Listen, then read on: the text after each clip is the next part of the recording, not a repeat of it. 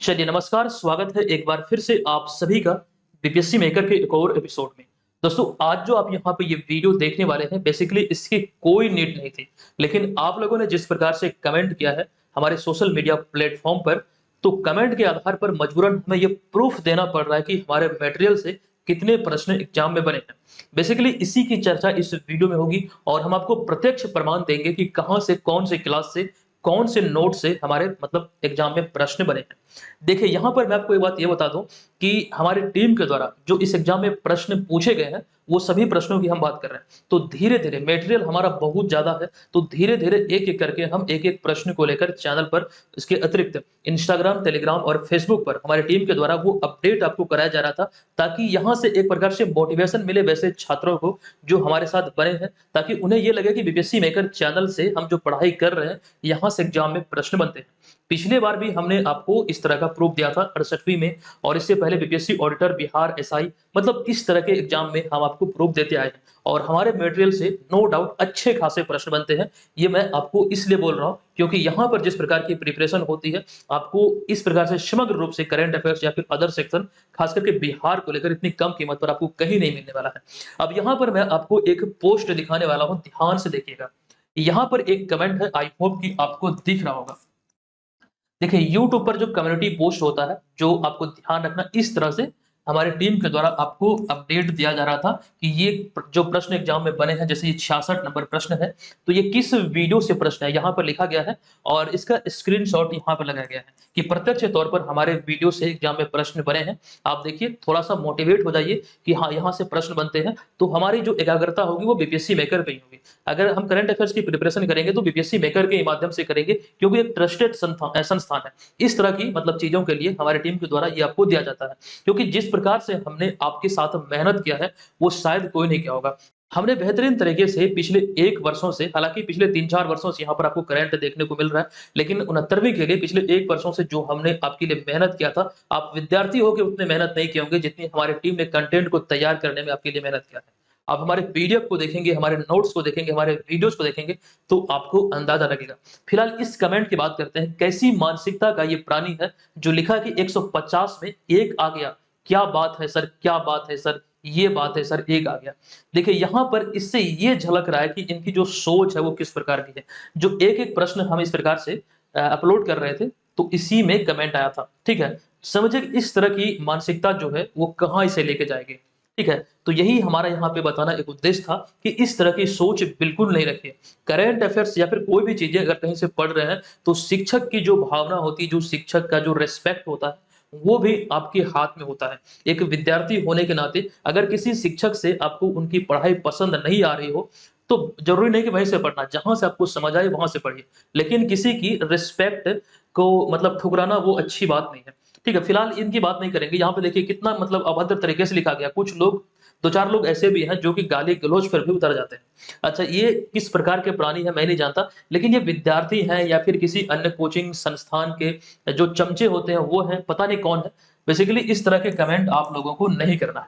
अब एक कमेंट और भी आया है वो मैं आपको दिखाता हूँ। यहाँ पर आप देख सकते हैं एकदम अच्छे तरीके से। देखिए पॉजिटिव कमेंट हज़ारों में आपको मिल जाएगा। नेगेटिव कमेंट कुछ हैं जो कि मतलब मुझे एक तरह से इस तरह की चीज़ों से मैं कभी नहीं गुज़रा हूँ। ये पहली बार मेरे साथ हो रहा है मतलब इतनी कुछ लोग जो आलोचना कर रहे हैं मतलब कि यहाँ से प्रश्न नहीं बने, बिना सोचे-समझे। वैसे लोग होंगे कि जो क्लास फ़ॉलो नहीं किए होंगे, हो सकता है नया नहीं जॉइन किए होंगे, क्योंकि इस एग्ज़ाम में देखने को मिला कि पूरा का पूरा जो मतलब पैटर्न था वो करंट का बदल गया, 2023 का लगभग नहीं पूछा गया, 2022 वाला ही पूछा गया है। तो इस लिहाज से, ठीक है? तो यहाँ पर एक कमेंट आया है, देखिए कमेंट में क्या लिखा है, आई होप कि आपको दिख रहा होगा। इसमें लिखा गया कि मैंने 67वीं में भी करंट आपके चैनल से पढ़ा था, फिर 68वीं में भी पूरा आपसे पढ़ा।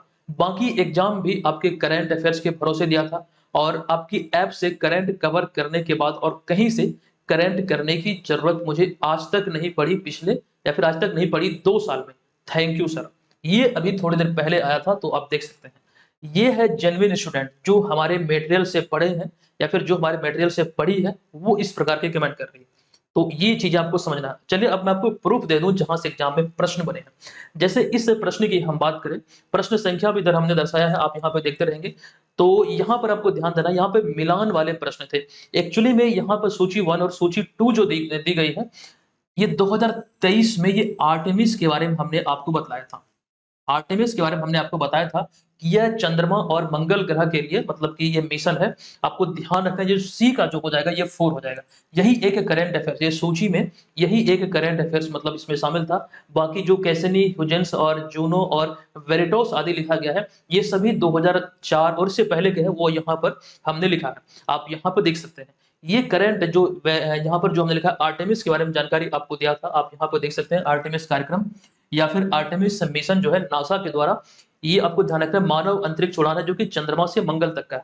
यहाँ पर क्लियर आपको दिख रहा होगा जो हमने क्लास में आपको दिया था ये 27 से 28 जून 2023 वाला जो करंट अफेयर्स का वीडियो चैनल पर अपलोड हुआ था, यहाँ पर हमने आपको बताया था। और बाकी यहाँ पर जो लिखा गया है कैसिनी ह्यूजेंस की बात करें तो अंतरिक्ष यान है जो कि 2004 में शनि के लिए लॉन्च किया गया था। यानी जो ए का जो मिलान होगा तो यहाँ पर 2 से हो जाएगा। और वहीं पे बात करें जूनो की, जो जूनो लिखा गया है तो जूनो नासा द्वारा 5 अगस्त 2021 या 2011 को लॉन्च किया गया था। अच्छा, यहाँ पर आपको ये समझना है 5 अगस्त 2011 को तो लॉन्च हुआ था, लेकिन ये किससे संबंधित है यहाँ पे हमने नहीं लिखा है, थोड़ा सा मिस टाइपिंग हुआ, लेकिन ये जो संबंधित है ये बृहस्पति से और वेरिटोस जो है ये हो जाएगा शुक्र से। तो कुल मिला के बात यहाँ पर यह है कि आर्टेमिस वाला ही सिर्फ करंट का था, बाकी सभी पुराना था। तो यहाँ से आपको ये समझ आनी चाहिए कि अब करंट का जो पैटर्न पहले इस तरह नहीं होता था। अब जो करंट का पैटर्न है वो पुराने तथ्यों से रिलेट करके पूछा जा रहा है प्रश्न के रूप में। तो ये चीजें आपको समझना है कि प्रिपरेशन जो है अब वो बेहतर तरीके से करना है, ये समझिएगा। जो अदर एग्जाम है बीपीएससी से जो जिसका लेवल छोटा है, जो स्तर छोटा, जैसे ग्रुप सी ग्रुप डी वगैरह हो गया, तो उसमें क्या होता है प्रश्न प्रत्यक्ष तौर पे पूछा जाता है। जैसे यहाँ पर हमने लिखा है कि निम्नलिखित में से कौन सा देश अभी हाल ही में नासा के आर्टेमिस कार्यक्रम में 27वें सदस्य के रूप में शामिल हुआ है, तो कौन हुआ, तो अपना भारत हुआ। तो ये प्रत्यक्ष तौर पे ये प्रश्न हुआ, लेकिन यहाँ पर जो पूछा गया है ये किस प्रकार से पूछा गया है आप इसको समझ सकते हैं। इस वीडियो का हमारा उद्देश्य यही आपको नहीं बताना है कि कहाँ से हमारे मटेरियल से कितने प्रश्न बने हैं, बल्कि ये भी हमारा उद्देश्य है कि हमारे छात्र जो हमें रेगुलर देखते हैं यहाँ पर चैनल के माध्यम से, वो यहाँ पर भली भांति परिचित हो सके और 70वीं के लिए बेहतर रणनीति तैयार कर सके कि किस प्रकार से यहाँ से करंट अफेयर्स अब पूछे जाएंगे, क्योंकि स्तर जो है वो बहुत ज्यादा ऊपर जा चुका है। तो यहाँ पर आप काउंट कीजिएगा एक प्रश्न तो यहाँ से आपका बन चुका है।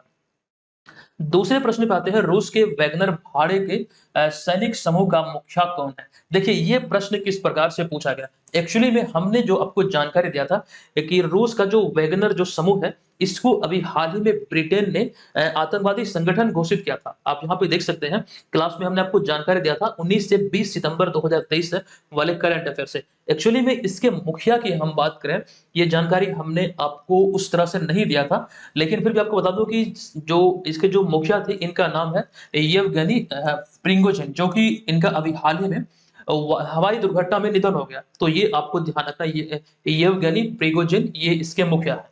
अब वहीं पर हम अगले प्रश्न पे चलते हैं। हमारा अगला जो प्रश्न था, ये ग्लोबल जेंडर गैप इंडेक्स किसके द्वारा जारी किया जाता है। तो इसको लेकर हमने एक वीडियो में जानकारी दिया था। ये वीडियो था 17 से 18 जुलाई 2022 वाला।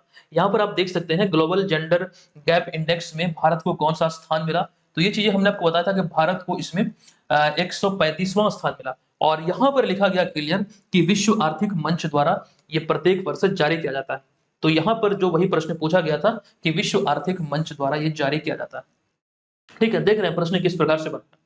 ये 17 से 18 जुलाई 2022 वाले वीडियो से था। उसके बाद चलते हैं चौथे प्रश्न पे। ये चौथा प्रश्न है कि यूनाइटेड किंगडम की महारानी एलिजाबेथ द्वितीय के संबंध में कौन सा कथन सही है। इस प्रश्न की बात करें तो आपको मैंने जानकारी दिया था 17 से 18 जून 2022। पिछले प्रश्न में आप देखिए 17 से 18 जुलाई 2022, इसके एक महीने अगर पहले चल जाएंगे तो एक महीने पहले इसी सेम डेट को 17 से 18 जून 2022 को हमने जानकारी दिया था महारानी एलिजाबेथ द्वितीय के बारे में। जो यहाँ पर क्लियर लिखा गया आपको दिख रहा होगा, अगर नहीं भी दिख रहा है तो इस डेट पर जाके वीडियो चैनल पर सर्च करेंगे तो आपको प्रश्न संख्या 8 में ये आपको मिल जाएगा। देखिए यहाँ पर हमने स्टार भी लगाया है। ठीक है, तो यहाँ पर देखिए कि राष्ट्र की सेवा के लिए 70 वर्ष पूरे होने के उपलक्ष्य में ब्रिटेन यहाँ देखिए लिखा गया कि 96 वर्षीय महारानी एलिजाबेथ जयंती को भव्य आयोजनों के साथ मना रहा है। तो यहाँ पर कंक्लूजन ये निकलता है, जो यहाँ पर विकल्प दिए गए हैं तो विकल्प बी यहाँ पर राइट आंसर होगा कि 70 वर्षों तक उन्होंने शासन किया और 96 वर्ष की आयु में उनका निधन हो गया। तो ये पूछा गया है 17 से 18 जून 2022 के वीडियो से। अच्छा, यहाँ पर जो प्रश्न हमारे मटेरियल से नहीं पूछे गए हैं, वो भी हम आपको बताएँगे। कुछ प्रश्न में हमें आपत्ति है, वो भी हम आपको बताएँगे। और यहाँ पर कुछ चीज़ें हमने मौखिक रूप से बताया है, वो भी यहाँ पर आपको देखने को मिलेगा। ठीक है, अगला प्रश्न पे आते हैं। गुजरात में आयोजित डेफ एक्सपो 2022 का विषय क्या था?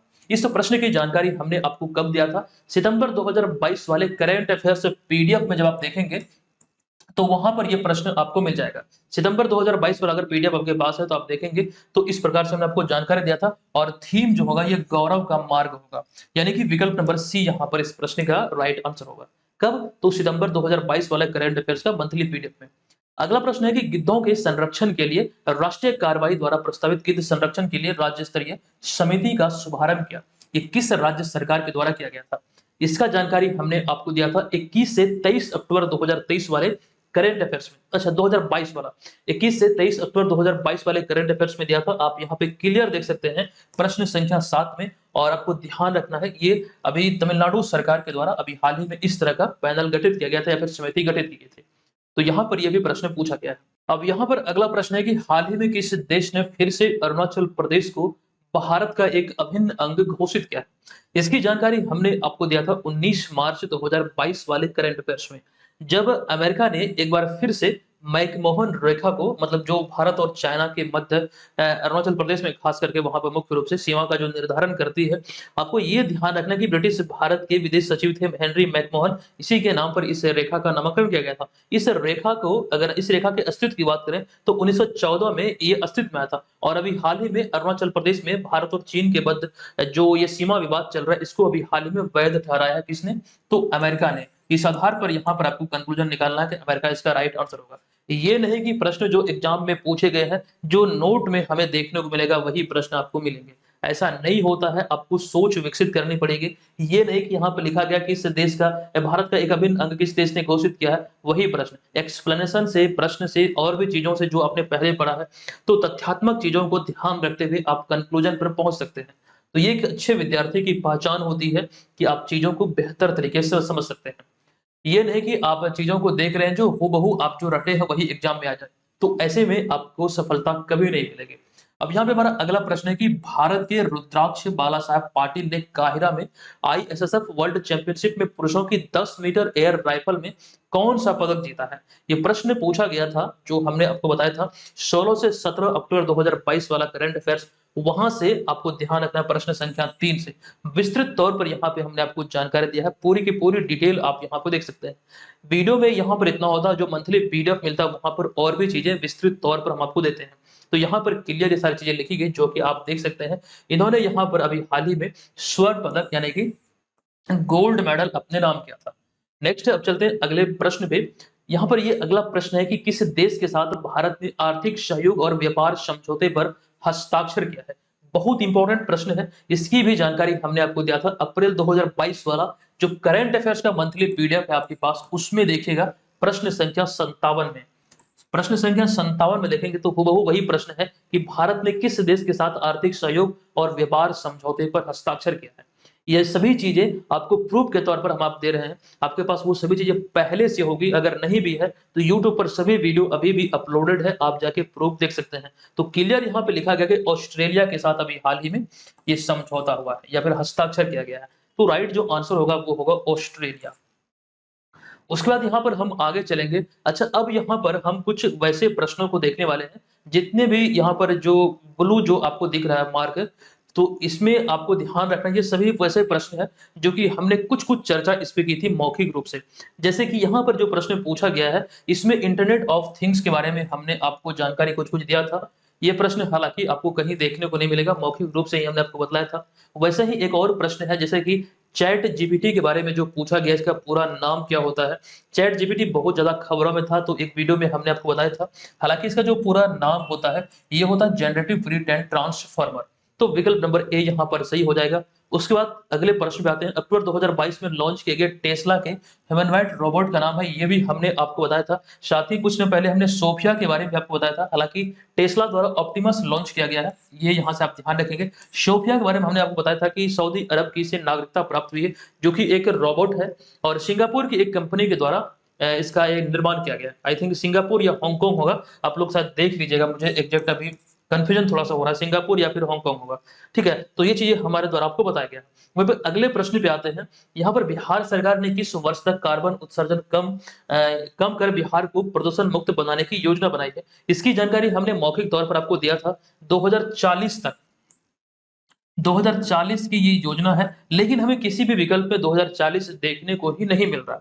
लेकिन अगर हम बात करें तो 2047 इसका राइट आंसर हो सकता है या फिर होगा, क्योंकि हमने जो चीज़ें बतलाया था, जो पढ़ा था, वो 2040 ही था। ठीक है? अच्छा, अगर भारत की बात करें तो 2070 का ये नेट ज़ीरो का लक्ष्य रखा गया है। ये चीज़ें आपको ध्यान होगा। अच्छा, इंडियन रेलवे की बात करें तो ये भी एक इम्पोर्टेंट है। इंडियन रेलवे ने 2030 तक ये नेट ज़ीरो का लक्ष्य रखा है। अब ये नेट ज़ीरो क्या होता है, हमने डेली करंट अफेयर्स वाले में विस्तृत तौर पर आपको जानकारी दिया है।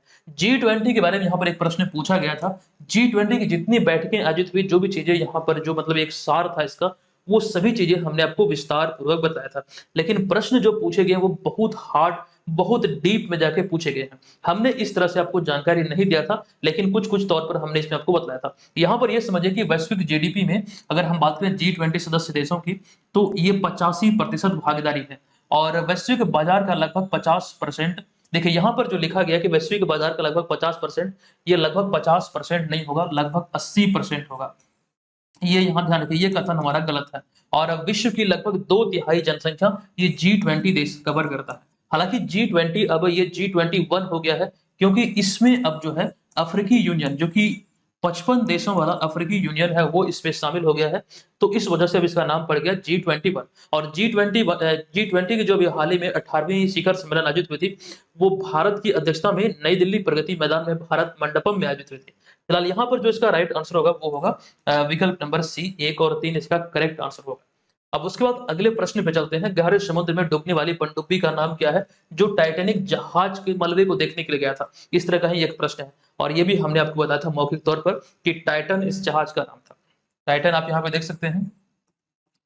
प्रश्न के तौर पर हमने आपको नहीं बताया, लेकिन ये ज़रूरी नहीं कि क्लास को जो आप लोग फ़ॉलो करते हैं, जो चीज़ें बोर्ड पे लिखी हुई है या फिर जो चीज़ें नोट्स में आपको मिले वही आपके एग्ज़ाम में आए, ये ज़रूरी नहीं। जो शब्द मैं आपको बता रहा हूँ, जो चीज़ें मैं बोल रहा हूँ, वो भी उतना ही इम्पोर्टेंट होता है आपके लिए। क्योंकि जितनी भी चीज़ें यहाँ पर हमारे चैनल पर आपको मिलती है, वो सभी रिलेवेंट होती है या फिर जो भी टीचर कुछ अगर आपको बता रहे हैं, तो कहीं न कहीं वो काम आने ही वाला है। अगले प्रश्न पे चलते हैं। ये 2 प्रश्न यहाँ पर ऐसे हैं जिस पे हमको थोड़ी-सी आपत्ति है। आप यहाँ पे देख सकते हैं, ये प्रश्न है कि बिहार के गया जिले की वर्तमान जनसंख्या कितनी है?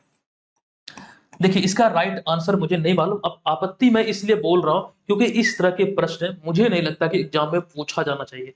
क्योंकि एक बात यहाँ पर यह है, जब आप थ्री इडियट मूवी देखे होंगे, तो वहाँ पर आपको ध्यान रखना है जो वीरू सहस्त्रबुद्धे जो कि आईसीए के जो प्रोफ़ेसर थे, उन्होंने रणछोड़ दास श्यामल दास चांचड़ को मतलब कह सकते हैं एग्ज़ाम में फ़ेल कराने के लिए प्रश्न को सेट किया था।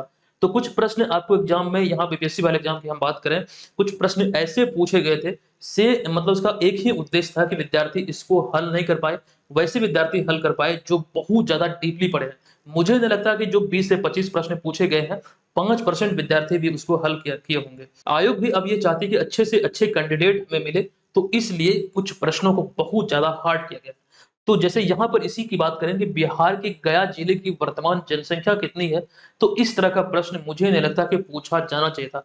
क्योंकि अगर जनगणना से संबंधित प्रश्न बनता है, तो जनगणना के बारे में बिहार से जो महत्वपूर्ण चीज़ें हैं, वो पूछा जाना था, किसी जिला को लेकर। अब बताइए, विद्यार्थी इतना चीज़ों को रटता है, इतना सारा डेट होता है, इतना उद्घाटन होता है, तो बहुत ये डिफ़िकल्ट हो जाता है कि आप जिला 38 जिला है बिहार में, अब सब जिलों का आप याद रखेंगे, तब एक जिला का आपसे पूछा जाएगा। तो कितनी मतलब बड़ी बात है कि इस तरह का भी प्रश्न पूछ लिया गया है।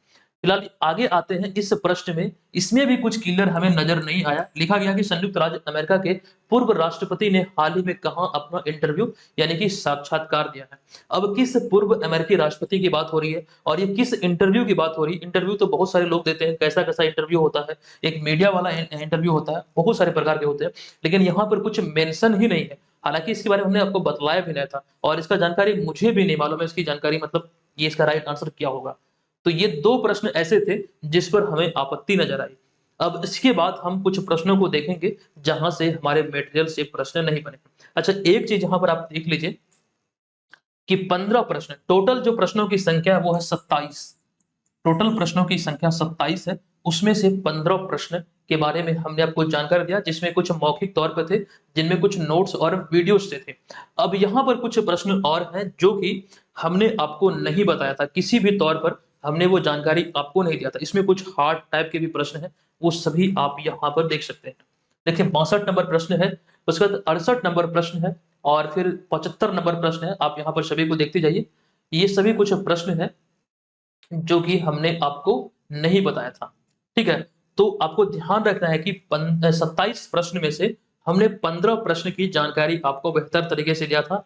देखिए यहाँ पर हमारा स्कोर इतना नीचे क्यों गिर गया करंट अफेयर्स में, आपको ये भी दरअसल समझना चाहिए। थोड़ा-सा समय दीजिएगा, मैं आपको चीज़ें बताने वाला हूँ। देखिए पैटर्न एकाएक चेंज हो गया, जिस प्रकार से हमने देखा कि पिछले वर्ष 2022 का करंट अफेयर्स पूछा गया, 2023 के ना के बराबर पूछा गया, तो यहाँ पर भी मटेरियल से प्रश्न नहीं पूछे गए, तो वहाँ पर भी हम लोग मात खा गए। तो हालाँकि अगले साल मुझे लगता है कि ऐसा नहीं होना चाहिए, क्योंकि इस बार जो प्रश्न सेट हुआ है, वो बहुत ज़्यादा हार्ड एकदम से विद्यार्थियों को फेल कराने के उद्देश्य से, मतलब कि एक डिफ़िकल्ट मतलब करने के उद्देश्य से इस प्रकार का प्रश्न सेट किया गया। हालाँकि हमारे मटेरियल से जो अदर सेक्शन से हमने आपको मटेरियल दिए हैं, वो यहाँ पर अब आपको दिखा दूँ। देखिए, हमने कुछ इस प्रकार से बहुत सारा प्रूफ आपके लिए तैयार किया है, जो हमारा पीडीएफ है, जो हम सेक्शनल मतलब पीडीएफ आपको देते हैं टॉपिक वाइज़ या फिर सिलेबस आधारित, वो आप यहाँ पे देख सकते हैं, किस प्रकार से प्रश्न बने हैं। थोड़े-थोड़े प्रश्न को यहाँ पर हमने शामिल किया, प्रूफ भी हमने आपको दिया है, जहाँ से देखिए यहाँ पर भी प्रूफ है। ये प्रश्न बहुत है, हज़ारों की संख्या में हमने आपको प्रश्न दिए हैं पीडीएफ में, जो कि आपको ध्यान रखना है एग्ज़ाम में प्रश्न बन सकते हैं, कि खोजने में थोड़ा समय लग रहा है, क्योंकि प्रत्येक पीडीएफ में, प्रत्येक सेक्शन से हज़ारों-हज़ारों में प्रश्न है, तो थोड़ा-सा समय लगेगा इसको मतलब खोजने में, लेकिन आप अगर कहेंगे तो इसका भी प्रूफ हम आपको अवश्य देंगे। हमारा ये अनुमान है कि यहाँ से 75 मतलब परसेंट प्रश्न जो है यहाँ से बने हैं। 75% की गारंटी मैं आपको दे रहा हूँ, सारे सेक्शन से मिला के। करंट अफेयर्स में हमारा स्कोर थोड़ा-सा लो रहा अपेक्षाकृत, हालाँकि 15 प्रश्न को हम लोग टच किए हैं, लेकिन समय के अनुसार आयोग की तरफ से जो मतलब इस तरह का किया गया बदलाव, उसके बावजूद भी 15 प्रश्न सही हुए हैं। ये मैं खुद एक्सेप्ट करता हूँ कि प्रश्न कम पूछे गए हैं। लेकिन देखिए, आपको भी समझना चाहिए कि 2022 के अगर पूछे जाते तो बहुत सारे प्रश्न बनते। कितनी सारी चीज़ें हमने आपको दिया है, कितना मेहनत आपके साथ किया है, तो ये सारी चीज़ें हैं। अच्छा, एक जानकारी आपको ये दे दूँ कि बीपीएससी मेंस को लेकर आंसर राइटिंग मतलब स्टार्ट हो रही है एप्लीकेशन पर, और ये आपको ध्यान रखना है, जल्द ही इसकी नोटिफ़िकेशन आपको मिलेगी। कुछ लोग इसको जॉइन कर चुके हैं, आप भी इसे जॉइन कर सकते हैं। इसमें आपको जीएस 1 पेपर 1 जो होता है, जीएस पेपर 1 पेपर 2 से संबंधित यहाँ पर आंसर राइटिंग करवाया जाएगा। आपको प्रश्न दिए जाएँगे, उसका आंसर आपको लिखना है, सबमिट करना है ग्रुप में। हालाँकि ये एप्लीकेशन पे मिलेगा और एप्लीकेशन पे ही ग्रुप का लिंक होगा, आपको ग्रुप को जॉइन करना है। और इस कोर्स की विशेषता ये होगी कि इस कोर्स को अगर आप लेते हैं बीपीएससी मेंस वाले, तो बीपीएससी प्री का जितना भी मटेरियल है, चाहे वो कोई भी मटेरियल हो बीपीएससी प्री का, वो सभी आपको इस कोर्स में मिल जाएगा। यानी कि इस कोर्स को अगर आप परचेज़ करते हैं, ये एक सुपर कोर्स है। इस कोर्स को आप परचेज़ करेंगे तो करंट अफेयर्स में मिल जाएगा, बीपीएससी का जो 17वीं वाला कोर्स लॉन्च हुआ, उसका भी मटेरियल आपको इसमें मिल जाएगा, टेस्ट सीरीज़ आदि सब चीज़। यानी कि इस कोर्स को लेने के बाद आपको किसी भी प्रकार की दूसरी कोई भी पेमेंट करने की आवश्यकता नहीं है। तो जो लोग इच्छुक हैं, ये बीपीएससी मेंस वाले आंसर राइटिंग कोर्स को ज़रूर जॉइन कर लीजिएगा। प्रॉपर तरीके से यहाँ पर हम आपको चीज़ें देने वाले हैं। बहुत जल्द इसकी जानकारी हम देंगे कि कब से ये स्टार्ट हो रहा है, ठीक है? ये चीज़ आप ध्यान रखिएगा। और प्री वाला जो कोर्स है, प्री वाले कोर्स में देखिए हम यहाँ पर आपको इस तरह से नोट्स देते हैं। यहाँ पर ये इसकी विशेषता है जो आप यहाँ पर देख रहे हैं। जो इसमें लिखा गया सिलेबस आधारित notes, Bihar GK, current affairs का पूरा package, test series, sectional test, previous year paper, जो सिलेबस आधारित नोट्स है वो आप यहाँ पे देख सकते हैं। ये सभी नोट्स इसमें आपको मिलने वाले हैं, जो कि इसी नोट से लगभग समझिए कि अच्छे खासे प्रश्न बने। अच्छे खासे प्रश्न यही सारे नोट से बने हैं, इसका प्रूफ हम आपको देंगे बहुत जल्द। ये सभी जो है मतलब कि करंट अफेयर्स के अतिरिक्त जो आप यहाँ पे देख रहे हैं, उसकी हम यहाँ पे बात कर रहे हैं। तो दोस्तों, आज की इस वीडियो में यही हमारा बताना उद्देश्य था। आई होप कि आप इसे समझे होंगे किस प्रकार से एग्जाम में प्रश्न बन सकते हैं। ये हमें आपको बताना था, जिस वजह से हमने यहाँ पर चैनल पर ये वीडियो लाया। चलिए मिलते हैं नेक्स्ट वीडियो में, तब तक के लिए धन्यवाद। जय हिंद।